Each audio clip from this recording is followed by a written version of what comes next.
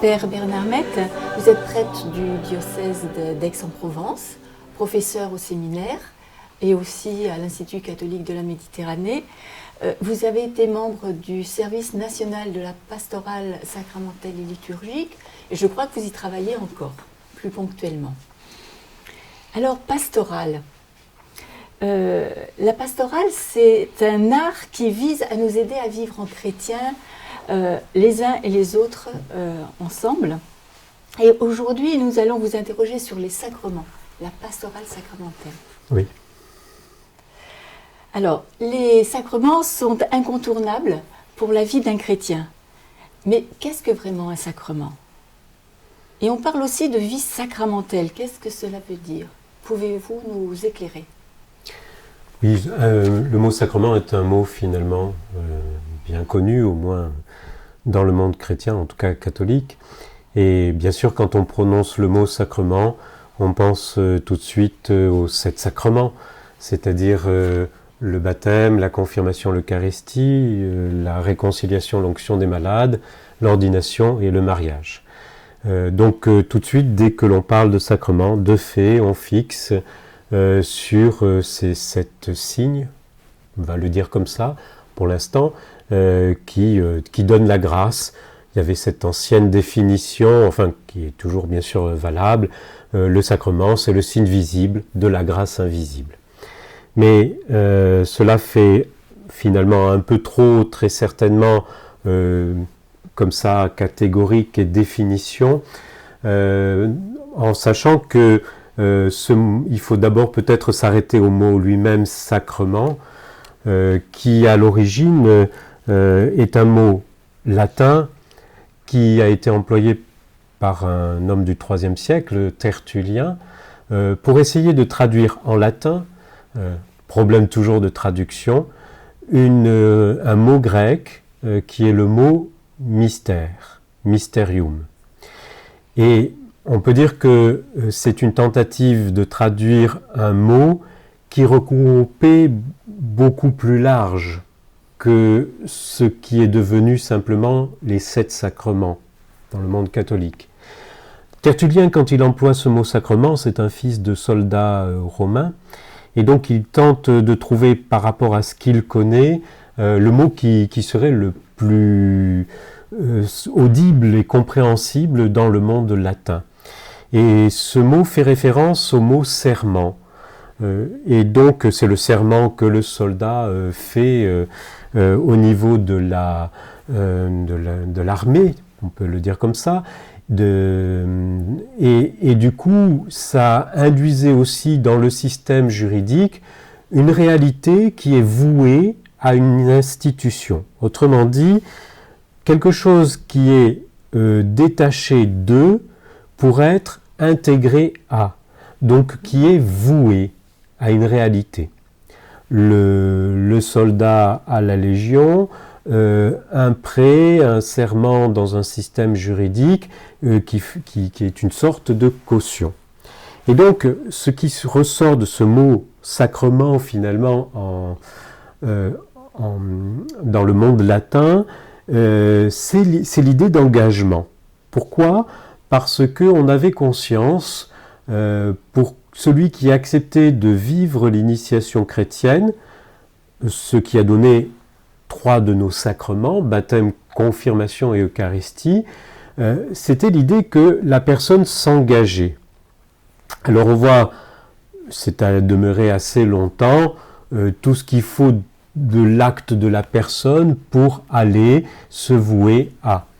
Ce mot sacrement a aussi finalement une large étendue puisque il est en rapport avec d'autres mots connus bien sûr, sacramentalité, sacramentaux, mais aussi sacré et sacerdoce, même si ces mots ont une autre origine, à la fois hébraïque pour certains et grecque.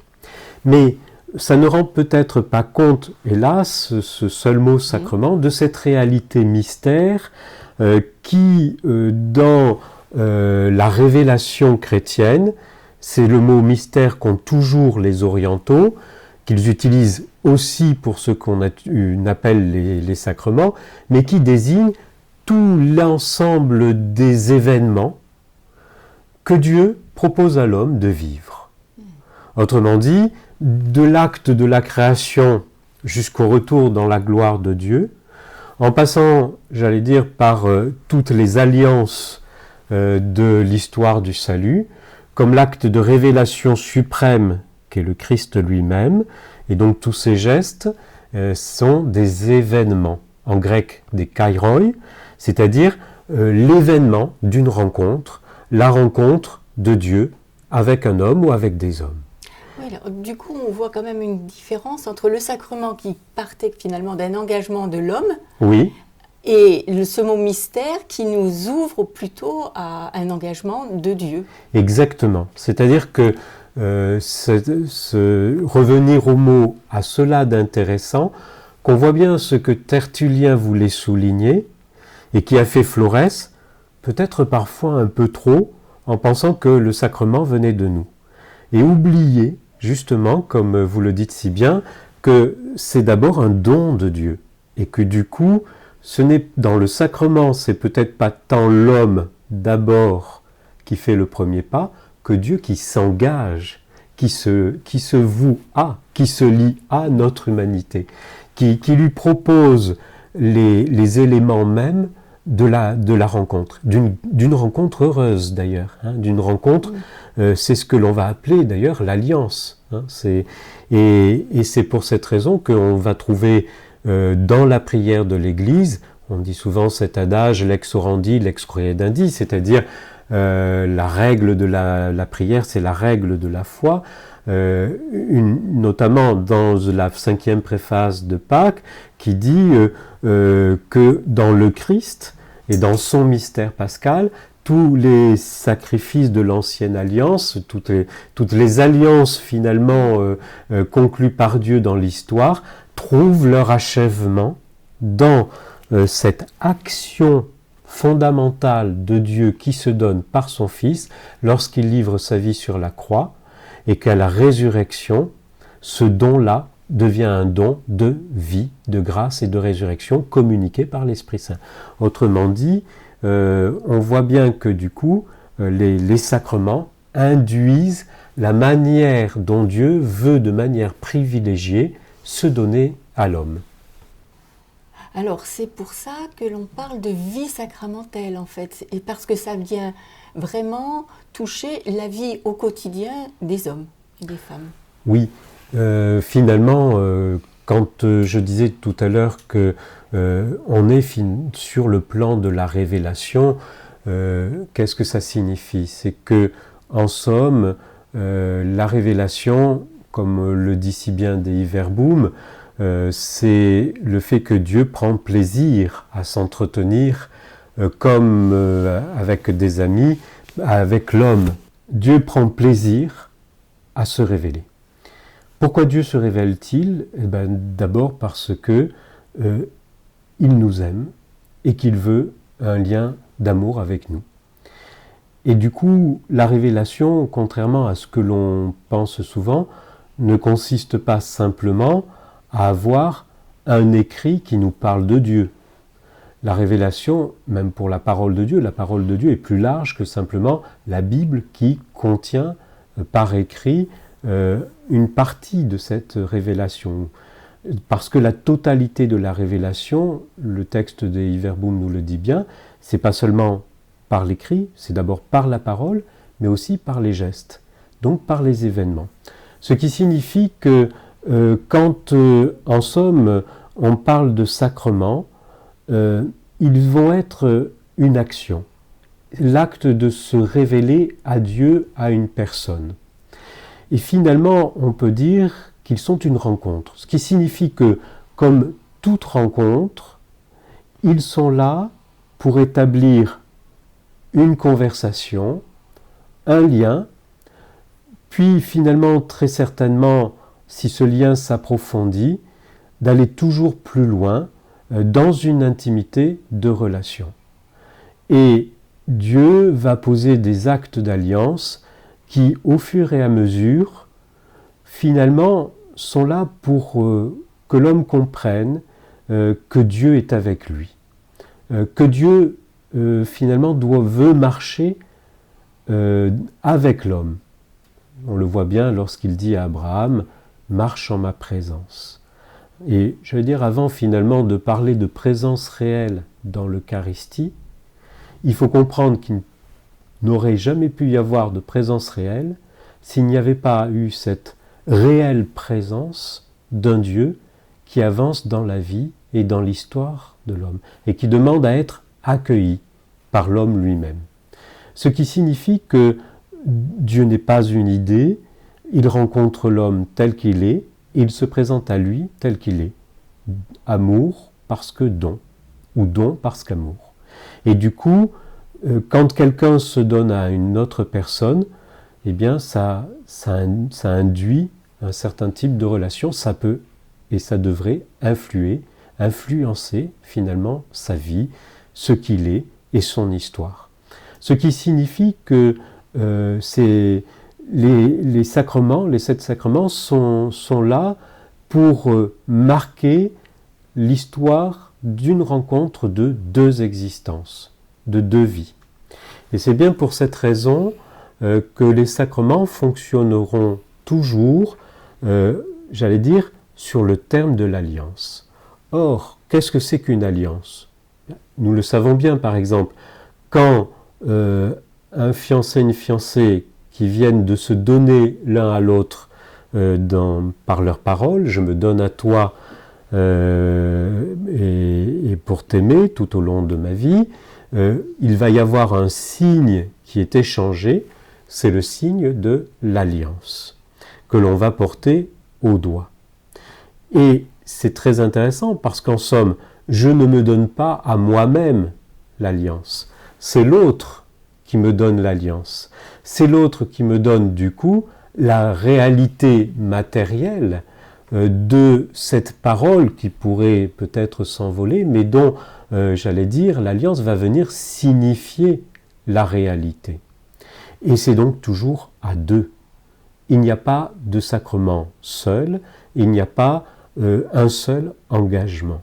Autrement dit, Dieu veut s'engager dans la vie de la personne, et dans l'acte de la révélation, comme lorsque Dieu parle, puisqu'il parle par les mots, il parle par les gestes, il parle par la réalité, eh bien, il sollicite de notre part une réponse.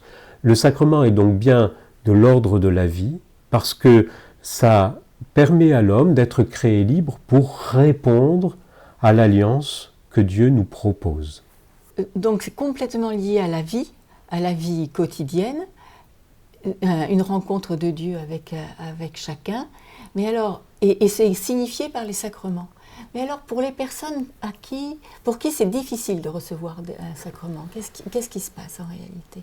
Les latins, qui aiment beaucoup, c'était le cas de la Pax Romana, j'allais dire tout quantifier et tout mettre sous l'aspect juridique. Forcément, le sacrement donne la grâce. C'est une définition très classique. Et souvent, au don de cette grâce, on y a associé quoi ? Ce qui est, on le comprend bien, le salut. Donc, si vous ne recevez pas le sacrement, du coup, vous n'êtes pas sauvé. C'est comme ça que s'est posé, entre autres, la question au départ aussi du baptême des bébés. Et si, au cas, ils mouraient sans avoir reçu le sacrement du baptême. Le problème de ce type de position, c'est une chosification du sacrement, c'est aussi son automatisme, c'est l'idée, en somme, que l'on ne peut être sauvé que par les sacrements. Bien sûr, les sacrements sont de l'ordre du salut, ils sont de l'ordre du sotériologique. Ils sont là pour ce salut, c'est-à-dire pour signifier à quel passage notre existence est appelée. Mais Dieu est plus grand que ces sacrements. Comme d'ailleurs, Dieu est plus grand qu'une page écrite de la Bible. Nous ne pouvons pas réduire le salut de Dieu simplement à ces événements-là, puisque, comme le dit d'ailleurs si bien l'Écriture, Dieu veut sauver tous les hommes. Il est donc capable de sauver bien en dehors des sacrements. Ce qui signifie plusieurs choses, parce que là, j'allais dire, c'est assez riche. Mais alors, à quoi servent les sacrements? Est-ce nécessaire de les recevoir? Alors, pourquoi interdire éventuellement l'accès aux sacrements à tel ou tel? Alors, il y a un passage du Sacrosanctum Concilium, qui est la Constitution sur la Sainte Liturgie, votée en 1962, par le Concile Vatican II, et qui dit que les sacrements non seulement supposent la foi, mais la nourrissent et aussi la font grandir, la développent. Quelle est notre difficulté? C'est que nous, par rapport aux sacrements, on en reste souvent à « ils supposent la foi ». On ne voit pas en quoi ils la nourrissent et ils la font grandir. Autrement dit, on n'est pas simplement dans « je pose un acte de foi et puis j'ai le sacrement », il faudrait aussi voir comment le sacrement vient faire grandir ma foi.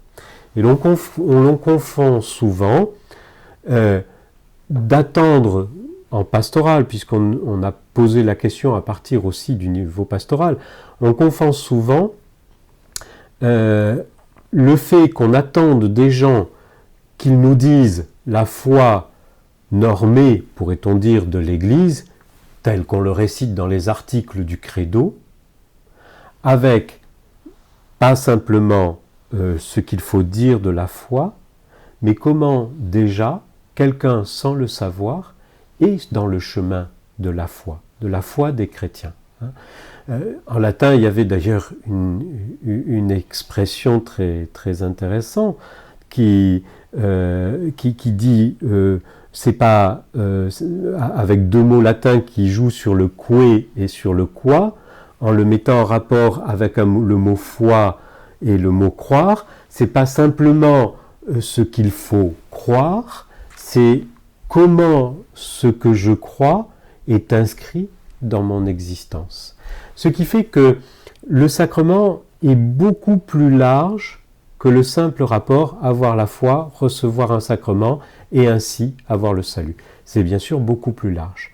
Parce que le sacrement, et c'est là où le mot mystère dont on a parlé peut nous aider à comprendre, c'est un événement de Dieu dans mon existence.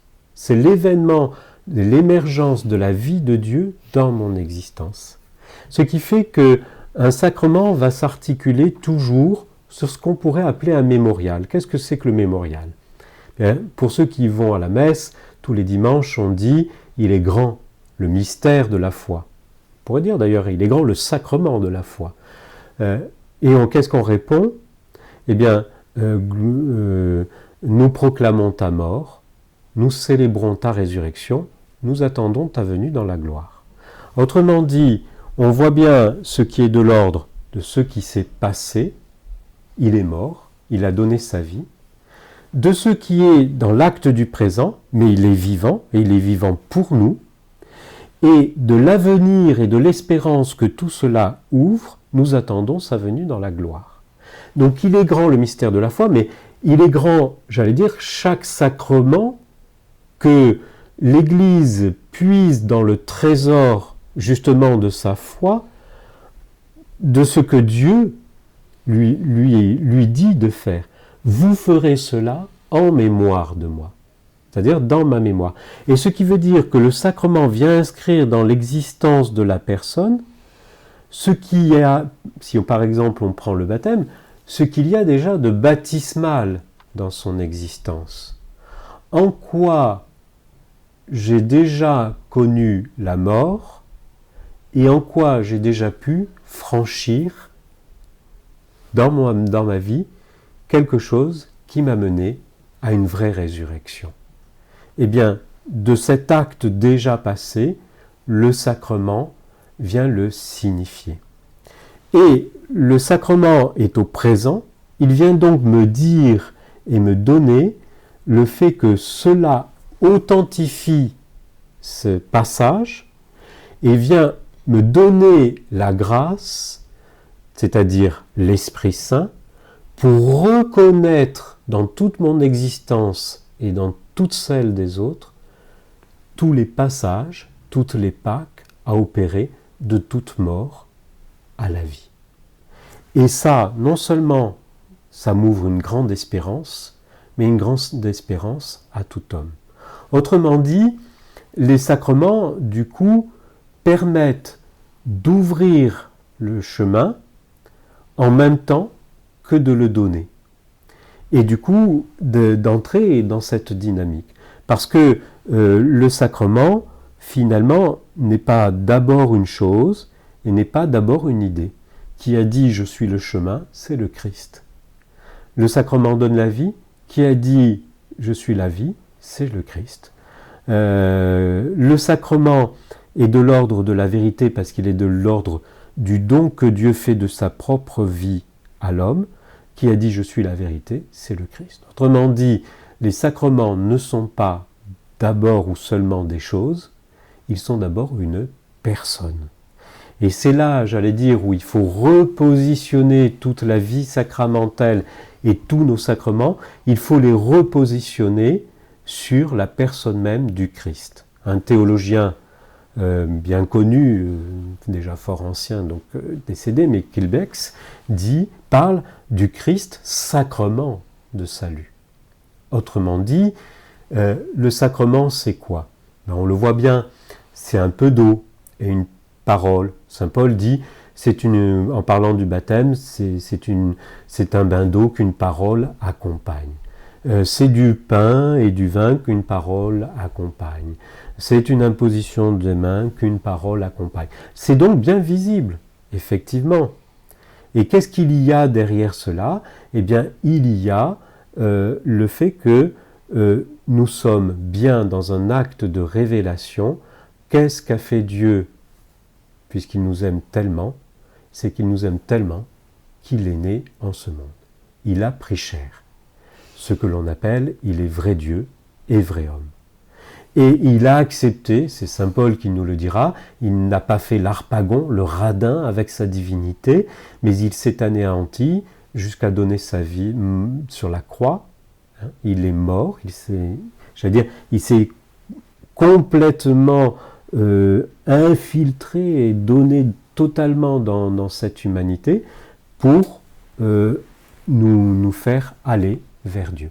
Et donc, c'est l'incarnation, mort et résurrection qui marque la réalité même du sacrement.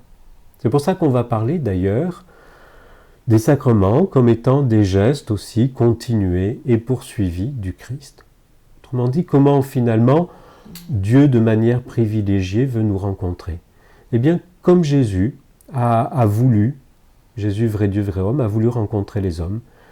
Il est né, il a grandi, il a parlé, il a rencontré, il a guéri, il a touché, il a eu faim, il a eu soif, il avait une vie comme ont tous les hommes. Et à travers tous ces actes de son existence, il a communiqué cette présence de Dieu à l'humanité. Et donc, ces sacrements sont vraiment, à ce moment-là, on le voit bien, la manière privilégiée que Dieu voudrait encore continuer à prendre pour se donner à l'homme. Et j'aime bien souvent dire que les sacrements sont un peu comme ce qu'écrit Saint Jean dans sa première épître, premier chapitre, verset 1, si je ne me trompe pas, de sa première épître. Ce que nous avons vu, ce que nous avons entendu, ce que nous avons touché du Verbe de vie, nous vous l'annonçons. Les sacrements, c'est bien de l'ordre d'ailleurs de l'annonce, c'est très intéressant, au sens où ils sont du voir, ils sont de l'entendre, ils sont du toucher, c'est-à-dire ils sont aussi, bien sûr, et de la respiration. Ils sont même du goût, de l'ordre du goût. Prenez et mangez, voyez comme est bon le Seigneur. Alors c'est pour ça que c'est magnifique, parce que c'est de l'ordre finalement vraiment de la réalité, hein. C'est de l'ordre de Noël, et c'est de l'ordre de Pâques, parce que c'est du don. Voilà. Et ça nous dit une telle proximité, une telle intimité de Dieu avec chacun et avec toute l'humanité, puisque Dieu veut que tous les hommes soient sauvés. Dieu veut que tous les hommes soient sauvés. Donc, et ça, c'est tellement beau et c'est tellement grand et dans l'existence de chacun et de toute l'humanité qu'on a le désir et que l'Église aime le célébrer. Oui. Alors, c'est important de signaler justement qu'il y a l'Église, il y a la célébration, et ce que nous pouvons dire, ça répond aussi à la question précédente, qui est celle et ceux éventuellement qui ne peuvent pas recevoir tel ou tel sacrement. On oublie une chose, d'abord Dieu, comme je l'ai dit, n'est pas réductible à ses seuls sacrements, en tout cas sa grâce, mais les sacrements ne peuvent pas être réduits, ou en tout cas la liturgie et ce qu'on appelle la sacramentalité ne peuvent pas être réduits seulement aux 7 sacrements. Les 7 sacrements sont 7 signes privilégiés, authentifiés et reconnus dans l'Église, dans un vaste ensemble que l'on appelle la sacramentalité. Dont j'allais dire la première réalité, c'est l'Église elle-même. Quand le Concile Vatican II dans Lumen Gentium, au paragraphe numéro 1, veut parler de ce qu'est l'Église. Alors c'est très intéressant parce qu'on va y retrouver ce mot sacrement. En parlant de l'Église, d'abord elle ne parle pas de l'Église, elle parle du Christ, Lumen Gentium. Ce n'est pas l'Église qui est la lumière du peuple, c'est bien le Christ. Le Christ est la lumière des peuples. Et ensuite, qu'est-ce que l'on dit? Eh bien que cette lumière, elle est pour tous les peuples. Mais elle resplendit, elle doit resplendir sur le visage de l'Église pour que tous les hommes, en regardant ce visage, comprennent le mystère d'amour que Dieu vit avec l'humanité, dont l'Église est, c'est le texte du Concile, comme un sacrement. Et vous avez à ce moment-là la définition d'ailleurs de ce qu'est le sacrement. Donc l'Église est comme un sacrement, c'est-à-dire signe et moyen d'union intime à Dieu et de tous les hommes entre eux. Et ça, c'est la plus belle définition parce que d'abord, ça signifie que ce n'est pas un sacrement en particulier, c'est la sacramentalité de l'Église. L'Église n'existe, j'allais dire, pour rien d'autre que de signifier ce mystère d'alliance entre Dieu et chacun, et de tous les hommes entre eux, avec Dieu. Et d'aider, j'allais dire, de donner les moyens, en tout cas d'ouvrir les chemins, c'est ça à quoi vont servir, entre autres les 7 sacrements, d'ouvrir les chemins de la réalisation la plus intime possible à Dieu. Donc, c'est aussi à souligner, c'est que souvent dans l'histoire, nous avons individualisé les sacrements. Je n'ai qu'une âme qu'il faut sauver, je suis baptisé, j'ai reçu l'Eucharistie. Bon, je vais être un peu caricatural, j'enferme mon Jésus, il est avec moi, surtout si j'ai reçu l'Eucharistie. Or, je crains qu'on fasse fausse route. Je dois même dire que je suis à peu près sûr, parce qu'on n'est jamais baptisé pour soi-même.